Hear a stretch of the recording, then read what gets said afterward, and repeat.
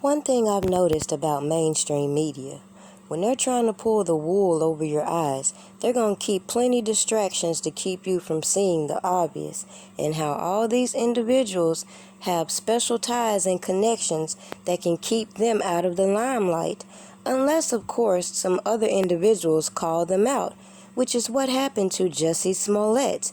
It says a lot that even as his trial proceeds, no one brings up the fact that this prosecutor was in these emails and messages referring to dismissing his case while referring to Robert Kelly.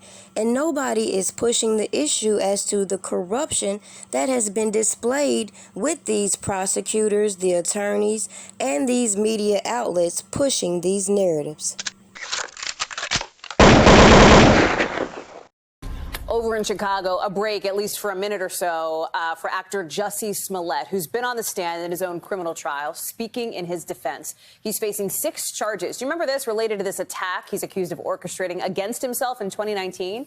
It initially looked like it was an anti-gay and racist attack. Prosecutors trying to make the case he filed a false police report afterwards. But Smollett has denied wrongdoing. He's pleaded not guilty to all these charges. NBC's Ron Allen is outside the courthouse in Chicago. And I think, Ron, what we just showed was video of Smollett arriving at the courthouse. I know that the court is on a bit of a break. The cross-examination, I believe, has not started yet. Can you talk through any signals you might be reading from inside the courtroom around how the jury seems to be reacting to Smollett, what he's saying in his own defense here? Well, it was a big moment when he took the stand, Hallie. There was a lot of anticipation about whether he would or whether he would not. And a lot of people looking at this case seem to think that he had to respond to the charges, to the allegations that were made against him by the prosecution's witnesses. The prosecution put up 2 witnesses who are 2 brothers who are associates of Smollett's, actors, extras who say that Smollett paid them some $3,500 to rehearse, to stage this entire attack, that it was an entire hoax from the start. And now Smollett is taking the stand to try and respond to that allegation. We've not quite heard his response to this all yet, but this is essentially the case. Smollett is maintaining that he was attacked one night, that 2 masked men came up to him and yelled homophobic slurs, racial slurs at him, that they put a noose around his neck, drenched him with bleach. And Smollett has maintained that that is what happened. Now, the prosecutors, of course, have been saying that this is all a lie. The police have said that this is all a lie, that Smollett made up this attack because he was upset about the amount of pay that he was getting as an actor and that he was trying to generate some sympathetic publicity. And that's why police say all this happened. We have not yet heard Smollett explain his version of this, his response to these allegations. But he is on the stand. He'll be there probably all afternoon.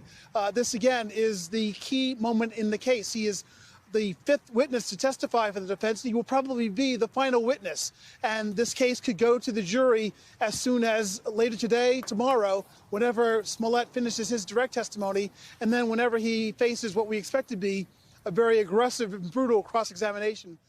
As they say, you can fool some of the people some of the times, but you ain't gonna be able to fool all the people all the times. So when these prosecutors and all these advocates teamed up to shield Jussie Smollett, it was only a matter of time before the truth came out. And as I'm listening to this case, you're hearing that this man was involved with these so-called kidnappers, or the people that put the noose around his neck.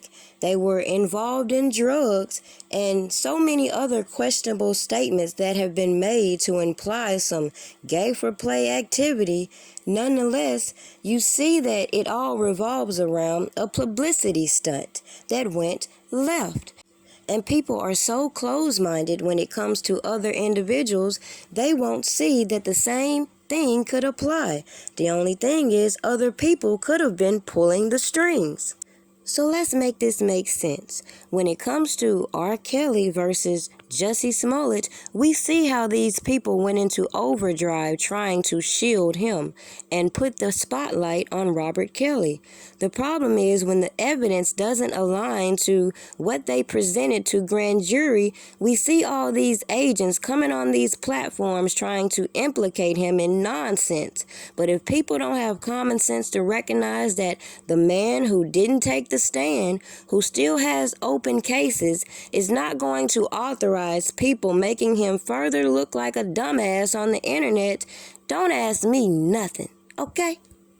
Now, clearly, the biggest hole in this Chicago case would be if RL does not testify, as many suspect, including myself. So when these individuals have to fabricate this case in order to get a witness on the stand to testify to certain things, knowing that it has to be first-hand testimony, things should be making a little more sense to individuals who heard people coming on platforms talking about they're in possession of sex tapes and other bullshit. Now, to conclude this video, let me just reiterate the facts, and that Robert Kelly has a case coming up in Chicago, and if people were more in tune with all the corruption playing out that started in Chicago, ain't no need for people to be overly concerned with my opinion and my perspective when I just see what played out on public platforms. Just like I pointed out, it's very strange for an individual from Homeland Security to have had a record label with one of these Jane Doe's parents. But again, people on the internet like to beef and put your attention on ridiculous, irrelevant bullcrap than to point out the things that could be applied in an appeal or in the process of getting a conviction overturned. All I can tell you at this point is use your common sense.